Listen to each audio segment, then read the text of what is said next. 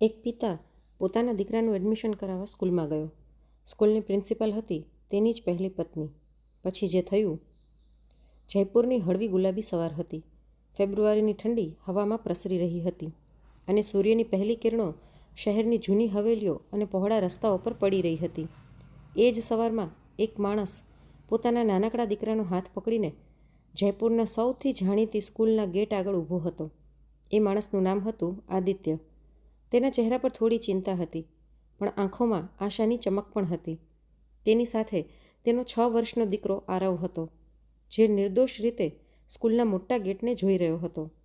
Gate પર મોટા અક્ષરોમાં લખેલું હતું, Saint Joseph International School, Jaipur. આ સ્કૂલ શહેરની સૌથી પ્રતિષ્ઠિત સ્કૂલ માનવામાં આવતી હતી. અહીં એડમિશન મેળવવું દરેક માટે સહેલું નહોતું. આદિત્ય છેલ્લા 2 મહિનાથી સતત પ્રયત્ન કરી રહ્યો હતો કે તેના દીકરાને અહીં એડમિશન મળી જાય. આજે આખરે એ દિવસ આવી ગયો હતો જ્યારે ઇન્ટરવ્યૂ થવાનું હતું. આરવે તેના પિતાનો હાથ મજબૂતીથી પકડીને નિર્દોષ અવાજમાં પૂછ્યું, પપ્પા, આ સ્કૂલ આટલી મોટી કેમ છે?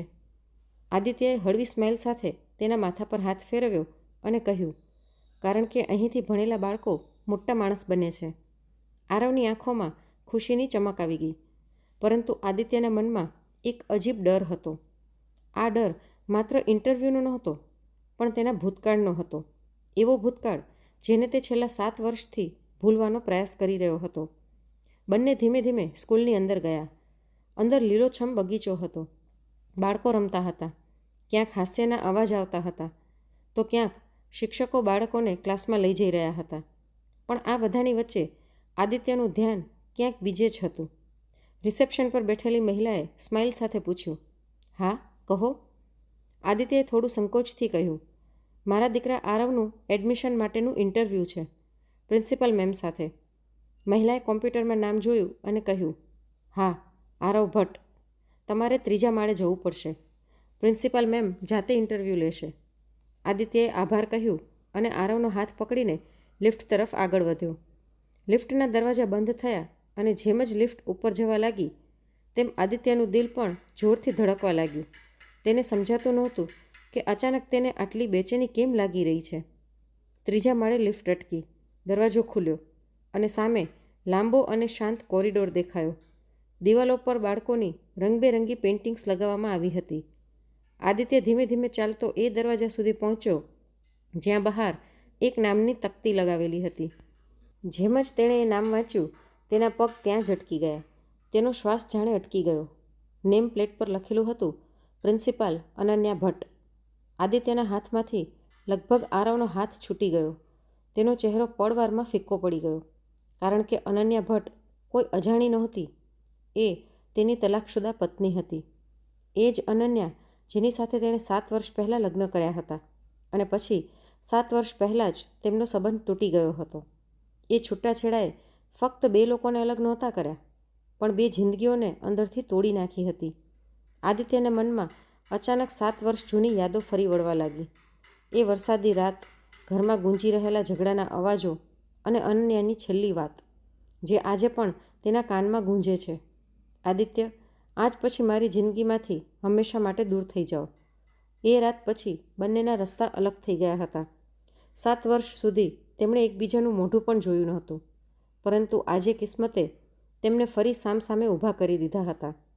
આરવે નિર્દોષ રીતે પૂછ્યું, પપ્પા, શું થયું? આદિત્ય અચાનક હાલની ક્ષણમાં પાછો આવ્યો. તેણે પોતાને સંભાળતા કહ્યું, કંઈ નહીં બેટા, ચાલ અંદર જઈએ. પણ તેના દિલમાં તોફાન ઉઠી ગયું હતું. શું તે ખરેખર અંદર જઈને અનન્યાનો સામનો કરી શકશે? શું 7 વર્ષ પછી તે ફરી તેની સાથે વાત કરી શકશે? એ જાણવા માટે વાર્તાને સ્કીપ કર્યા વગર આખી જરૂર સાંભળજો. અને જો વાર્તા ગમે તો લાઈક કરીને વધુમાં વધુ શેર પણ કરજો. અને ચેનલ પર પહેલી વખત આવતા હોય તો ચેનલને સબસ્ક્રાઈબ જરૂરથી કરી નાખજો. તો ચલો જોઈએ આગળ શું થયું. એ દરમિયાન અંદરથી અવાજ આવ્યો, કમ ઇન. આદિત્યના પગ આપોઆપ દરવાજા તરફ વધ્યા. તેણે ધીમેથી દરવાજો ખોલ્યો અને અંદર ગયો.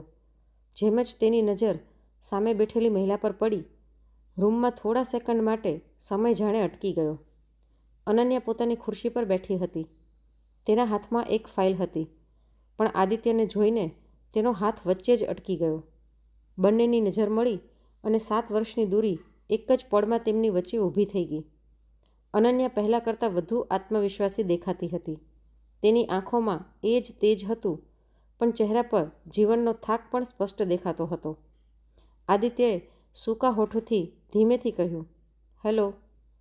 અનન્યાએ થોડા સમય સુધી તેને જોયો, પછી પોતાના અવાજને સામાન્ય બનાવીને કહ્યું, "મિસ્ટર ભટ્ટ, પ્લીઝ બેસો." તેણે જાણે ઈચ્છાપૂર્વક તેનું નામ લીધું નહીં, જેમ કે તેમના વચ્ચે ક્યારેય કોઈ સંબંધ હતો જ નહીં. આદિત્ય શાંતિથી ખુરશી પર બેસી ગયો. આરવ તેની બાજુમાં ઊભો હતો. એ દરમિયાન અનન્યાની નજર આરવ પર પડી. તે થોડા સેકન્ડ સુધી તેને જોતી રહી. તેની આંખોમાં અચાનક એક અજીબ ભાવ દેખાયો. તેણે ધીમેથી પૂછ્યું, "આ તમારો દીકરો છે?" આદિત્યએ માથું હલાવ્યું. "હા, આરવ." આરવે સ્માઇલ કરીને કહ્યું, "હેલો મેમ." અનન્યાએ પણ હળવું સ્મિત આપ્યું, પણ તેના દિલમાં ક્યાંક એક ચુભન થઈ, કારણ કે એક સમય એવો હતો જ્યારે તેણે પણ મા બનવાનું સપનું જોયું હતું, પરંતુ એ સપનું ક્યારેય પૂરું થયું નહોતું. રૂમમાં ફરીથી શાંતિ છવાઈ ગઈ. આદિત્યની નજર દિવાલ પર લગાવેલા એક ફોટા પર ગઈ. તેમાં અનન્યા કોઈ એવોર્ડ સમારંભમાં ઊભી હતી અને નીચે લખેલું હતું, "બેસ્ટ પ્રિન્સિપાલ એવોર્ડ 2024." આદિત્યના મનમાં એક અજીબ ભાવ ઉઠ્યો. જે છોકરીને તે ક્યારેક કોલેજમાં પ્રેમ કરતો હતો, એ આજે શહેરની સૌથી મોટી સ્કૂલની પ્રિન્સિપાલ બની ગઈ હતી. અનન્યાએ ફાઇલ ખોલી અને ઔપચારિક અવાજમાં કહ્યું, "તો આરવનું એડમિશન માટેનું ઇન્ટરવ્યૂ છે." તેણે આરવને કેટલાક પ્રશ્નો પૂછ્યા. આરવ સમજદાર બાળક હતો. તેણે બધા પ્રશ્નોના સારા જવાબ આપ્યા. થોડીવાર પછી અનન્યાએ ફાઇલ બંધ કરી અને કહ્યું, "આરવ બહુ સારો બાળક છે. તેને એડમિશન મળી જશે." આદિત્યએ રાહતનો શ્વાસ લીધો. "Thank you." પણ એ જ સમયે અનન્યાએ એક એવો પ્રશ્ન પૂછ્યો જેના કારણે રૂમનું વાતાવરણ અચાનક ભારે થઈ ગયું. "આરવની મમ્મી કેમ નથી આવી?" આદિત્યનો ચહેરો અચાનક ઉદાસ થઈ ગયો. તેણે ધીમેથી કહ્યું, "તે હવે આ દુનિયામાં નથી." અનન્યાની આંખો પહોળી થઈ ગઈ. તેને વિશ્વાસ જ નહોતો થયો કે આદિત્ય હવે એકલો પિતા બની ગયો છે. પણ એ જ પળે જ્યારે અનન્યાની નજર ફરીથી આરવના ચહેરા પર ગઈ, ત્યારે તેના દિલમાં એક અજીબ બેચેની ઊભી થઈ, કારણ કે આરવની આંખો બિલકુલ તેના જેવી જ હતી. એ જ ક્ષણે તેના મનમાં એક પ્રશ્ન ઊભો થયો, શું આ ફક્ત એક સંયોગ છે, કે પછી આ બાળક પાછળ કોઈ એવું રહસ્ય છુપાયેલું છે જે 7 વર્ષ જૂની કહાનીને સંપૂર્ણ રીતે બદલી શકે? અનન્યાની નજર હજી પણ આરવના ચહેરા પર જ અટકી હતી. રૂમમાં થોડા સેકન્ડ માટે અજીબ શાંતિ છવાઈ ગઈ. બહાર સ્કૂલના કોરિડોરમાં બાળકોના અવાજો આવી રહ્યા હતા, પરંતુ એ રૂમની અંદર જાણે સમય જ થંભી ગયો હતો. અનન્યાએ પોતાને સંભાળતા ધીમેથી ફાઇલ બંધ કરી અને ખુરશીની પાછળ ટેકો લગાવ્યો.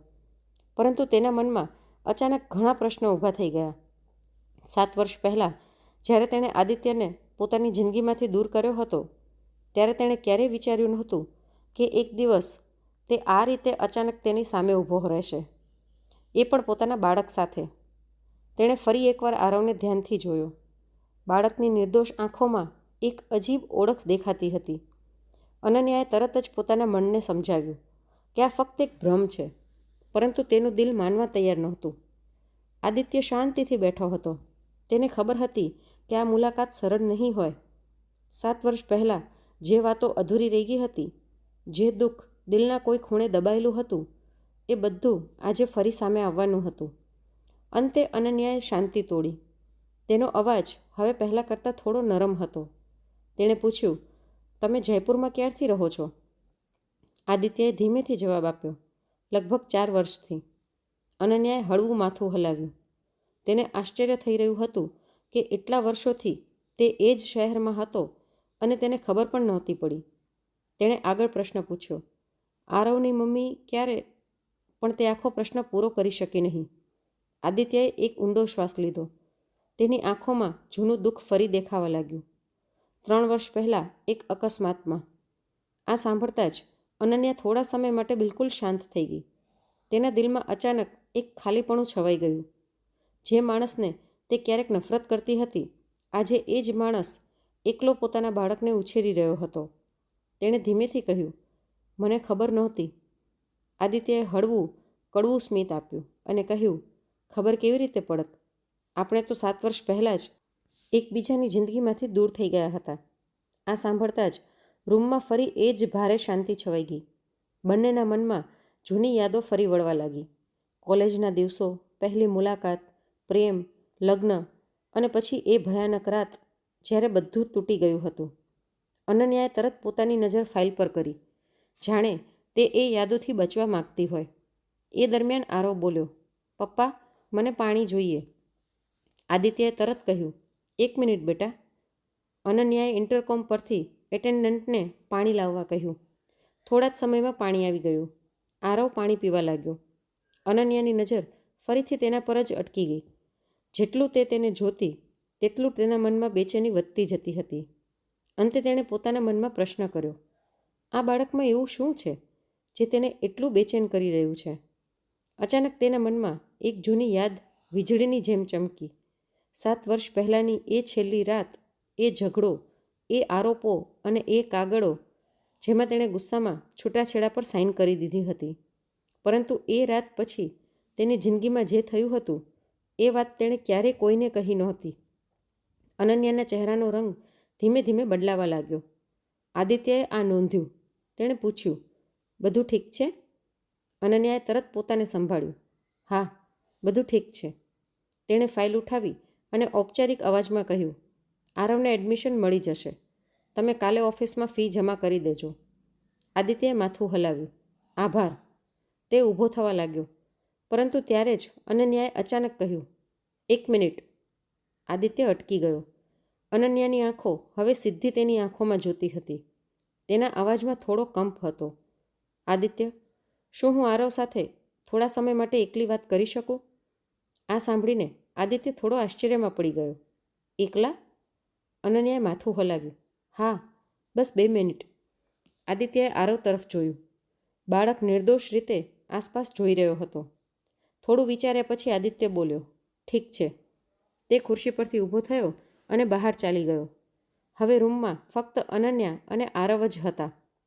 થોડા સેકન્ડ સુધી બંને વચ્ચે શાંતિ રહી. પછી અનન્યા ધીમેથી પોતાની ખુરશી પરથી ઊભી થઈ અને આરવ સામે આવીને બેઠી.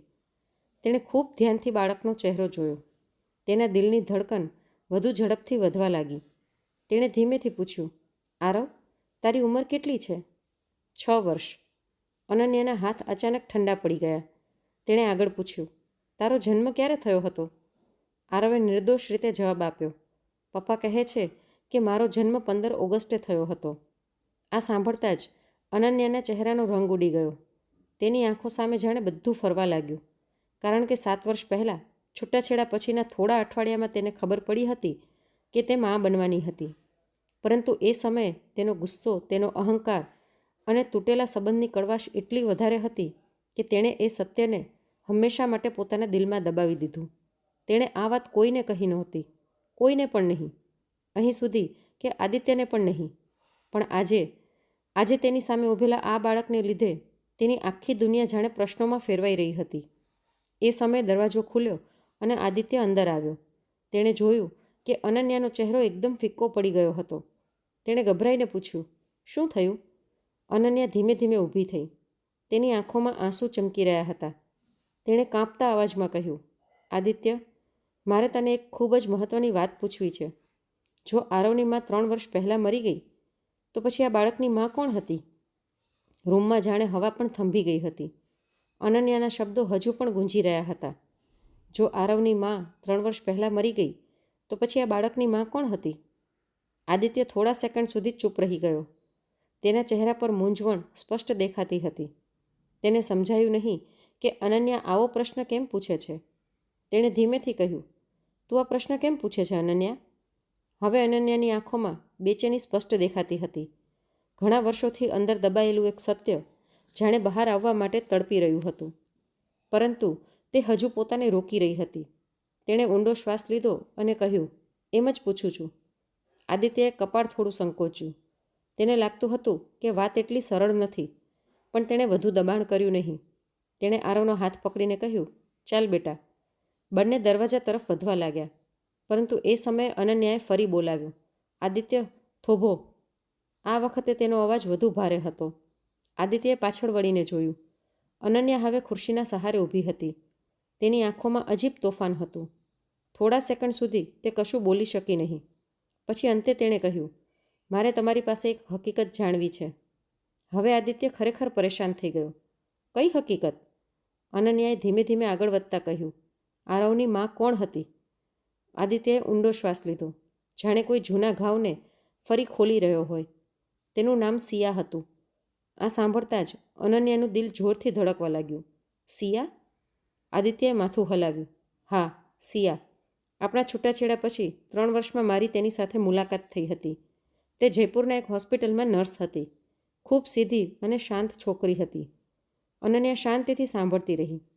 આદિત્યના અવાજમાં હવે એક અજાણ્યું દુઃખ હતું. એ સમયે મારી જિંદગી ખાલી થઈ ગઈ હતી. છૂટાછેડા પછી બધું સમાપ્ત થઈ ગયું હોય એમ લાગતું હતું. સિયાએ મને ફરીથી જીવવાનું શીખવ્યું. રૂમમાં ફરી શાંતિ છવાઈ ગઈ. અનન્યાના દિલમાં થોડી ચૂભન થઈ, પણ તેણે પોતાને સંભાળ્યું. આદિત્ય આગળ બોલ્યો, અમે લગ્ન કરી લીધા. 2 વર્ષ પછી આરવ જન્મ્યો અને પછી 3 વર્ષ પહેલાં તે એક અકસ્માતમાં તેનો અવાજ ધીમો થઈ ગયો. તે દિવસે જો હું 5 મિનિટ પહેલાં પહોંચી ગયો હોત તો કદાચ સિયા આજે જીવતી હોત. રૂમમાં ભારે શાંતિ છવાઈ ગઈ. અનન્યાએ ધીમેથી ખુરશી પકડી. તેના મનમાં જે શંકા ઊભી થઈ હતી તે હવે ધીમે ધીમે નબળી પડવા લાગી. કદાચ ખરેખર આ બધું માત્ર એક સંયોગ જ હતું. પણ ત્યારે જ તેની નજર ફરી આરવના ચહેરા પર ગઈ. એ જ આંખો, એ જ નિર્દોષતા, એ જ ચહેરાની બનાવટ. તેનું દિલ ફરી બેચેન થઈ ઉઠ્યું.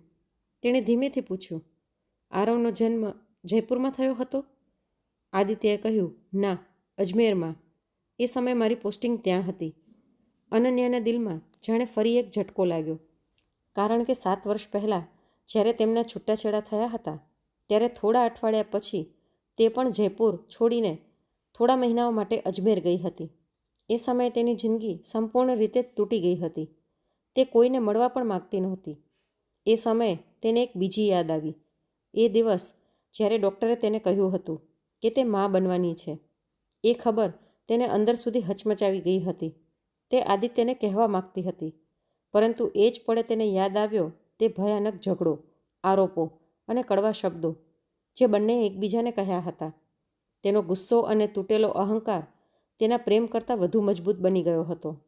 તેણે નક્કી કર્યું કે આ સત્ય તે ક્યારેય કોઈને નહીં કહે. પણ કિસ્મત પાસે કદાચ કંઈક અલગ જ યોજના હતી. અનન્યાની આંખોમાં આંસુ આવી ગયા. આદિત્યએ તેને આવી હાલતમાં જોઈને ગભરાઈને પૂછ્યું, શું થયું? અનન્યાએ ધીમેથી માથું ઊંચું કર્યું. તેની આંખોમાં હવે ઊંડું દુઃખ હતું. તેણે કાંપતા અવાજમાં કહ્યું, આદિત્ય, જો હું તમને કહું કે 7 વર્ષ પહેલાં જ્યારે આપણા છૂટાછેડા થયા હતા ત્યારે હું... તેનો અવાજ અચાનક અટકી ગયો. તે થોડા સેકન્ડ સુધી બોલી જ ન શકી. પછી અંતે તેના હોઠોમાંથી એ શબ્દો નીકળ્યા જે આખી વાર્તા બદલી નાખવાના હતા. હું એ સમયે તમારા બાળકની મા બનવાની હતી. આ સાંભળતા જ આદિત્ય જાણે પથ્થર બની ગયો. તેની આંખો ફાટી ગઈ. રૂમમાં ફરી એકવાર ઊંડી શાંતિ છવાઈ ગઈ. થોડા પળો સુધી કોઈ કંઈ બોલી જ શક્યું નહીં. પછી આદિત્યના મોઢેથી શબ્દ નીકળ્યો, શું? તેના અવાજમાં અવિશ્વાસ સ્પષ્ટ હતો. તે મને આ વાત ક્યારેય કેમ નહોતી કહી? અનન્યાની આંખોમાંથી આંસુ વહેવા લાગ્યા. તે ધીમા અવાજમાં બોલી, કારણ કે એ સમયે મારા અંદર માત્ર ગુસ્સો અને અહંકાર જ હતો. મને લાગ્યું હતું કે તમે મને દગો આપ્યો છે. તમે આપણો સંબંધ તોડી નાખ્યો છે. એટલે મેં પણ નક્કી કર્યું કે હું મારી જિંદગી પોતે જીવીશ. આદિત્ય હજુ પણ આઘાતમાં ઊભો હતો. તેનું મન આ સત્યને સ્વીકારી શકતું નહોતું. તે ધીમેથી પૂછે છે, પછી એ બાળકનું શું થયું? આ પ્રશ્ન સાંભળતા જ અનન્યાની આંખો વધુ ભરાઈ ગઈ. તે કાંપતા અવાજમાં બોલી. તે દુનિયામાં આવવા પહેલાં જ તેનો અવાજ તૂટી ગયો. રૂમમાં ઊંડી શાંતિ છવાઈ ગઈ. પણ એ જ પળે અનન્યાના દિલમાં એક બીજો ડર ઊભો થયો. તેણે ધીમેથી આરવ તરફ જોયું. તેના મનમાં ફરી એ જ પ્રશ્ન આવ્યો, જો તેનું બાળક દુનિયામાં આવ્યું જ નહીં તો પછી આ અજીબ લાગણી કેમ થાય છે કે આરવ તેની સાથે કોઈ ઊંડો સંબંધ ધરાવે છે? કદાચ આ પ્રશ્નનો જવાબ હજુ આવવાનો બાકી હતો. રૂમમાં ભારે શાંતિ છવાઈ ગઈ હતી. અનન્યાની આંખોમાંથી આંસુ સતત વહેતા રહ્યા અને આદિત્ય હજુ પણ ત્યાં જ ઊભો હતો, જાણે તેના પગમાં જીવ જ નહોતો. તેના મનમાં એક જ વાત ફરી રહી હતી, હું એ સમયે તમારા બાળકની મા બનવાની હતી. આ સત્ય એટલું મોટું હતું કે તે તરત જ સ્વીકારી શકતો નહોતો. 7 વર્ષ પહેલાં જ્યારે તેનો સંબંધ તૂટી ગયો હતો ત્યારે ગુસ્સામાં બોલાયેલા શબ્દો આજે ફરી તેના કાનમાં ગુંજી રહ્યા હતા. તેને યાદ આવી રહ્યું હતું કે તેણે કેટલી વાર અનન્યાને પૂછ્યું હતું કે તે અચાનક તેને એટલી નફરત કેમ કરવા લાગી, પણ એ રાત પછી અનન્યાએ ક્યારેય કોઈ જવાબ આપ્યો નહોતો. અને આજે 7 વર્ષ પછી તેને ખબર પડી રહી હતી કે એ સમયે તે તેના બાળકની મા બનવાની હતી. આદિત્ય ધીમેથી ખુરશી પકડીને બેસી ગયો. તેના ચહેરા પર ઊંડો પસ્તાવો સ્પષ્ટ દેખાતો હતો. તે ધીમા અવાજમાં બોલ્યો, જો તે એ સમયે મને આ વાત કહી હોત તો કદાચ બધું અલગ હોત. અનન્યાએ માથું ઝુકાવી દીધું. તેના દિલમાં પણ એ જ પસ્તાવો હતો જે હવે આદિત્યની આંખોમાં દેખાઈ રહ્યો હતો. તે આંસુ લૂછતા બોલી, હું જાણું છું, પણ એ સમયે હું પોતાને સંભાળી શકતી નહોતી. મને લાગ્યું હતું કે તમે મને દગો આપ્યો છે. આદિત્યએ તરત માથું ઊંચું કર્યું. મેં ક્યારેય તને દગો નથી આપ્યો અનન્યા. તેના અવાજમાં દુઃખ સ્પષ્ટ હતું. એ રાતે જે થયું તે માત્ર એક ગેરસમજ હતી. અનન્યાએ આશ્ચર્યથી તેની તરફ જોયું. ગેરસમજ? આદિત્યએ ઊંડો શ્વાસ લીધો. હવે તે એ સત્ય કહેવા જઈ રહ્યો હતો જે તેણે 7 વર્ષથી પોતાના અંદર દબાવી રાખ્યું હતું. જે છોકરીને તે એ રાતે મારી સાથે જોઈ હતી તે મારી કઝિન હતી.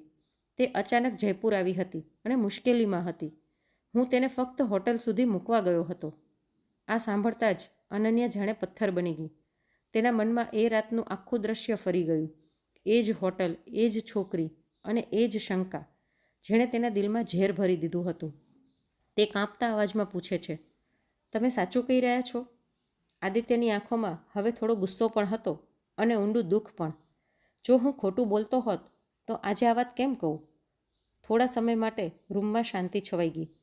અનન્યાના દિલમાં પસ્તાવાનું તોફાન ઉઠ્યું. તેણે પોતાની જ જીદ અને શંકાના કારણે પોતાનું ઘર તોડી નાખ્યું હતું. તે ધીમેથી બોલી, મેં સાચું જાણ્યા વગર બધું ખતમ કરી દીધું. તેનો અવાજ તૂટી ગયો. એ જ સમયે આરવના નિર્દોષ અવાજે વાતાવરણ થોડું હળવું કર્યું. પપ્પા, આપણે ઘરે ક્યારે જઈશું? આદિત્યએ તેની તરફ જોયું અને હળવી સ્માઇલ લાવવાનો પ્રયત્ન કર્યો. ચાલ બેટા, હવે જઈએ. પણ એ જ પળે અનન્યાએ ફરી આરવ તરફ જોયું. તેના દિલમાં હજુ પણ એ જ અજાણી લાગણી હતી, જાણે આ બાળક સાથે તેનો કોઈ ઊંડો સંબંધ હોય. તે ધીમેથી પૂછે છે, આરવ, તને પેઇન્ટિંગ કરવું ગમે છે? આરવની આંખો ચમકી ઉઠી. ખૂબ ગમે છે. અનન્યાનો શ્વાસ અચાનક અટકી ગયો, કારણ કે બાળપણમાં તે પોતે પણ બિલકુલ આવો જ જવાબ આપતી હતી. તેણે એક વધુ પ્રશ્ન પૂછ્યો, તને વરસાદ ગમે છે કે તડકો? આરવ હસ્યો. વરસાદ, કારણ કે વરસાદમાં માટીની સુગંધ આવે છે. અનન્યાના હાથ હળવેથી કંપી ગયા. આ તો એ જ જવાબ હતો જે તે બાળપણમાં આપતી હતી.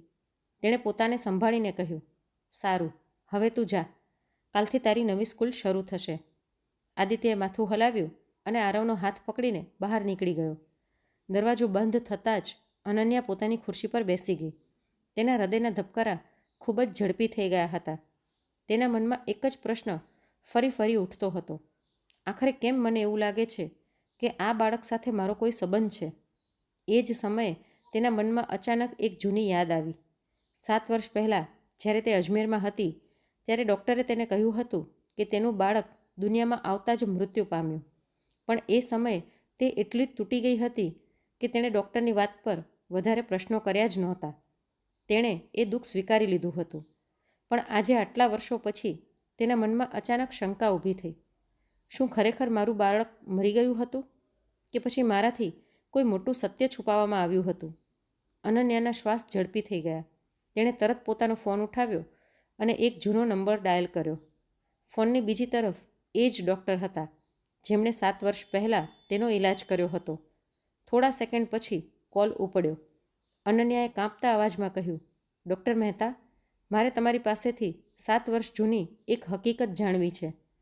એ દિવસે મારા બાળક સાથે ખરેખર શું થયું હતું? ફોન કાન પર રાખીને અનન્યાની આંગળીઓ હળવેથી કંપી રહી હતી. તેનું દિલ એટલું જોરથી ધબકી રહ્યું હતું કે જાણે છાતીમાંથી બહાર આવી જશે. બીજી તરફ થોડા સેકન્ડ સુધી માત્ર ફોનનો હળવો અવાજ આવતો રહ્યો. પછી એક ઉંમરદાર સ્ત્રીનો અવાજ આવ્યો. હલો, કોણ? અનન્યાએ ધીમેથી કહ્યું, ડૉક્ટર મહેતા, હું અનન્યા બોલું છું. અનન્યા ભટ્ટ. થોડા પળો માટે ફોનની બીજી બાજુ પણ શાંતિ છવાઈ ગઈ, જાણે ડૉક્ટર મહેતાને 7 વર્ષ જૂની કોઈ યાદ આવી ગઈ હોય. પછી તેમણે ધીમેથી કહ્યું, અનન્યા, આટલા વર્ષો પછી? અનન્યાનો શ્વાસ ભારે થઈ ગયો હતો. તે બોલી, ડૉક્ટર, મારે તમને એક પ્રશ્ન પૂછવો છે અને મને હકીકત જાણવી છે. ડૉક્ટર મહેતા હવે સમજી ગયા કે વાત ગંભીર છે. ડૉક્ટર મહેતાએ પૂછ્યું, શું વાત છે? અનન્યાની આંખોમાં આંસુ આવી ગયા. તે બોલી, 7 વર્ષ પહેલાં જ્યારે હું અજમેરમાં તમારી હોસ્પિટલમાં દાખલ હતી, ત્યારે તમે મને કહ્યું હતું કે મારું બાળક દુનિયામાં આવતા જ મરી ગયું હતું. શું એ સાચું હતું? ફોનની બીજી બાજુ અચાનક શાંતિ છવાઈ ગઈ. થોડા સેકન્ડ, પછી 10 સેકન્ડ અને લગભગ અડધી મિનિટ પસાર થઈ ગઈ. અનન્યાનું દિલ જોરથી ધબકી રહ્યું હતું. અંતે ડૉક્ટર મહેતાનો અવાજ આવ્યો, પણ આ વખતે એ પહેલાંની જેમ સ્થિર નહોતો. અનન્યા, તું અચાનક આ પ્રશ્ન કેમ પૂછે છે? અનન્યાએ તરત જ કહ્યું, કારણ કે મને સત્ય જાણવું છે. આ વખતે તેના અવાજમાં દ્રઢતા હતી. મહેરબાની કરીને મને ખોટું ના કહો.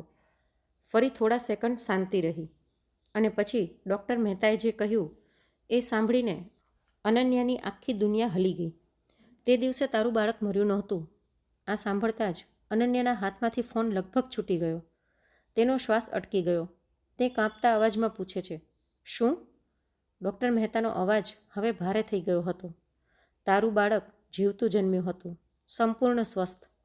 અનન્યાની આંખોમાંથી આંસુ વહેવા લાગ્યા. તેનું દિલ જાણે એક પળ માટે ધબકવું બંધ થઈ ગયું.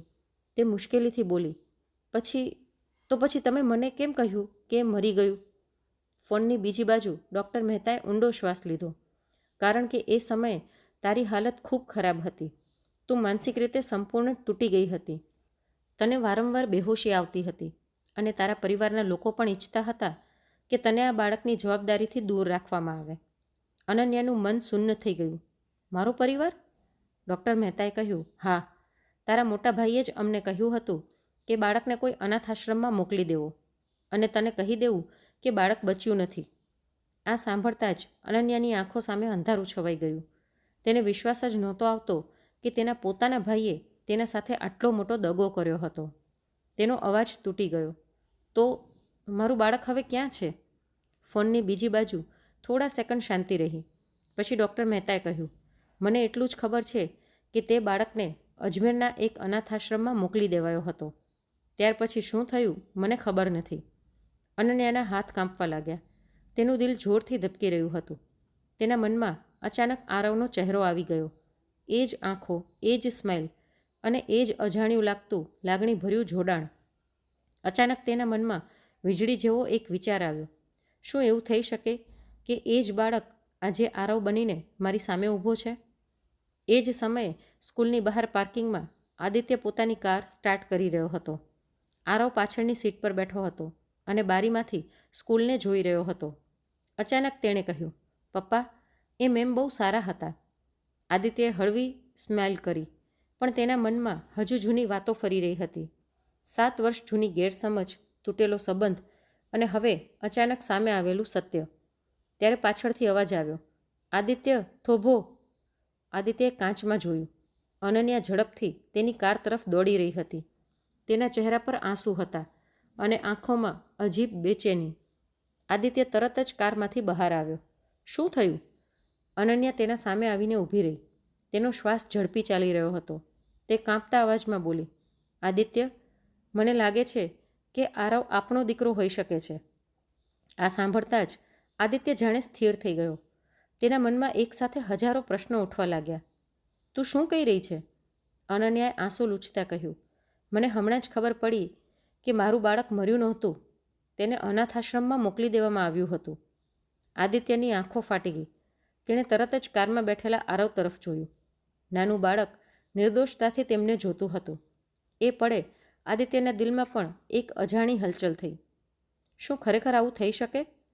શું કિસ્મત 7 વર્ષ પછી તેમને તેમનો ગુમ થયેલો દીકરો પાછો આપવાની છે? પણ આ પ્રશ્નનો જવાબ હજી બાકી હતો, કારણ કે સાચી હકીકત જાણવા માટે હવે તેમને તે અનાથાશ્રમ સુધી જવું પડશે, જ્યાંથી કદાચ તેમની જિંદગીનું સૌથી મોટું સત્ય બહાર આવશે. અનન્યાના શબ્દો સાંભળીને આદિત્ય થોડા પળો સુધી એકદમ શાંત ઊભો રહ્યો, જાણે તેના મને એક જ પળમાં આટલી મોટી વાત સ્વીકારવાનો ઇનકાર કરી દીધો હોય. કારમાં બેઠેલો નાનો આરવ બારીમાંથી બંનેને જોઈ રહ્યો હતો. તેને સમજાતું નહોતું કે અચાનક શું થઈ ગયું છે. આદિત્ય ધીમેથી બોલ્યો, અનન્યા, કદાચ તને કોઈ ગેરસમજ થઈ રહી છે. પણ આ વખતે અનન્યાની આંખોમાં માત્ર શંકા નહોતી, એક ઊંડો વિશ્વાસ પણ હતો. તે કાંપતા અવાજમાં બોલી, મને પણ પહેલાં એવું જ લાગતું હતું, પણ હમણાં જ ડૉક્ટર મહેતા સાથે વાત થઈ. તેમણે કહ્યું કે મારું બાળક એ દિવસે મર્યું નહોતું, તેને અજમેરના એક અનાથાશ્રમમાં મોકલવામાં આવ્યો હતો. આ સાંભળતા જ આદિત્યના હૃદયના ધબકારા વધી ગયા. તેણે તરત પૂછ્યું, કયો અનાથાશ્રમ? અનન્યાએ જવાબ આપ્યો, અજમેર બાલ સેવા આશ્રમ. આ નામ સાંભળતા જ આદિત્ય અચાનક ચૂપ થઈ ગયો. તેની આંખોમાં આશ્ચર્ય સ્પષ્ટ દેખાતું હતું. અનન્યાએ તરત પૂછ્યું, શું થયું? આદિત્યએ ધીમેથી કાર તરફ જોયું જ્યાં આરવ બેઠો હતો. પછી તેણે ધીમા અવાજમાં કહ્યું, આરવ એ જ અનાથાશ્રમમાંથી આવ્યો છે. આ સાંભળતા જ અનન્યાનો શ્વાસ અટકી ગયો. તેના પગ નીચેની જમીન જાણે સરકી ગઈ. તેની આંખોમાંથી આંસુ વહેવા લાગ્યા. તે ધીમે ધીમે કાર તરફ ગઈ અને બારી પાસે ઊભી રહી. આરવે નિર્દોષતાથી તેને જોઈ અને સ્મિત કર્યું. એ નિર્દોષ સ્મિતમાં એવું લાગણીભર્યું જોડાણ હતું કે અનન્યાનું દિલ ભરાઈ આવ્યું. તેની આંખો સામે અચાનક 7 વર્ષ જૂની બધી યાદો ફરી ગઈ. તેનું તૂટવું, હોસ્પિટલનો એ રૂમ અને એ દુઃખ જેને તેણે હંમેશા માટે દિલમાં દફનાવી દીધું હતું. પણ આજે કદાચ કિસ્મતે એ દુઃખ તેને ફરીથી પાછું આપ્યું હતું, પણ આ વખતે એક નવી આશા સાથે. આદિત્ય હજુ પણ ચૂપ હતો. તેના મનમાં પણ તોફાન ચાલી રહ્યું હતું. તે ધીમેથી બોલ્યો, મેં આરવને 3 વર્ષ પહેલાં એ અનાથાશ્રમમાંથી દત્તક લીધો હતો. એ સમયે મને કહેવામાં આવ્યું હતું કે તેના માતા પિતાની કોઈ ખબર નથી. અનન્યાના આંસુ અટકતા નહોતા. તેણે કાંપતા હાથથી કારનો દરવાજો ખોલ્યો અને ધીમેથી આરવની સામે બેસી ગઈ. થોડા સેકન્ડ સુધી તે ફક્ત તેને જોતી જ રહી. તેના ચહેરાની દરેક નાની વાત તેને પોતાના દિલ સાથે જોડાયેલી લાગી રહી હતી. તે ધીમેથી પૂછે છે, આરવ, શું હું તને જપ્પી આપી શકું? આરવે નિર્દોષતાથી માથું હલાવ્યું અને તરત જ તેને ભેટી ગયો, જાણે તેને પણ એ પળમાં કોઈ અજાણી લાગણી અનુભવાઈ હોય. અનન્યાએ તેને મજબૂતીથી પોતાની છાતી સાથે લગાવી લીધો. તેની આંખોમાંથી આંસુ વહેતા રહ્યા, પણ હવે એમાં ફક્ત દુઃખ નહોતું, શાંતિ પણ હતી. આદિત્ય આ બધું જોઈને શાંતિથી ઊભો રહ્યો. તેના દિલમાં પણ લાગણીઓનું તોફાન ઉઠી રહ્યું હતું. 7 વર્ષ પહેલાં જે સંબંધ તૂટી ગયો હતો, કદાચ આજે કિસ્મત ફરીથી એને જોડવાનો પ્રયાસ કરી રહી હતી. થોડા સમય પછી અનન્યાએ ધીમેથી આરવના માથા પર હાથ ફેરવ્યો અને સ્માઇલ કરવાની કોશિશ કરી. પછી તેણે આદિત્ય તરફ જોયું. તેની આંખોમાં હવે પસ્તાવો પણ હતો અને આશા પણ. તે ધીમા અવાજમાં બોલી, આદિત્ય, આપણે મારી ગેરસમજના કારણે 7 વર્ષ ગુમાવી દીધા.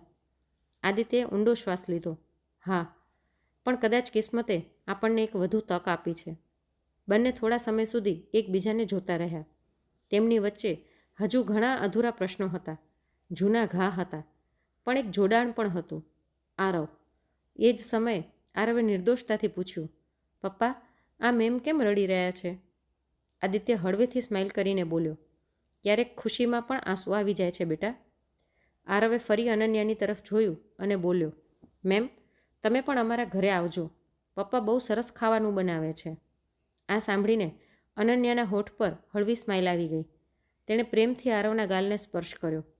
એ પળે તેને એવું લાગ્યું કે જાણે 7 વર્ષનું અંધારું અચાનક દૂર થઈ ગયું હોય અને તેની જિંદગીમાં ફરી પ્રકાશ આવી ગયો હોય. જયપુરની એ સવાર હવે વધુ ઉજળી લાગતી હતી. ક્યારેક જીવન માણસને ખૂબ દૂર લઈ જાય છે, ગેરસમજ, દુઃખ અને વિયોગના રસ્તાઓ પર. પણ જો સંબંધોમાં સચ્ચાઈ અને માનવતા જીવંત રહે તો કિસ્મત એક દિવસ ફરીથી તેમને મળાવવાનો રસ્તો શોધી જ લે છે અને એ દિવસે આંસુ પણ સ્માઇલ કરવા લાગે છે. તો મિત્રો, આજની આ વાર્તા કેવી લાગી અને તમે કયા શહેરમાંથી સાંભળી રહ્યા છો તે કોમેન્ટમાં જરૂરથી જણાવજો. અને જો વાર્તા ગમી હોય તો લાઈક કરીને વધુમાં વધુ શેર પણ કરજો. અને આવી જ અવનવી વાર્તા સાંભળવા માટે ચેનલને સબસ્ક્રાઈબ જરૂરથી કરજો. રાધે રાધે.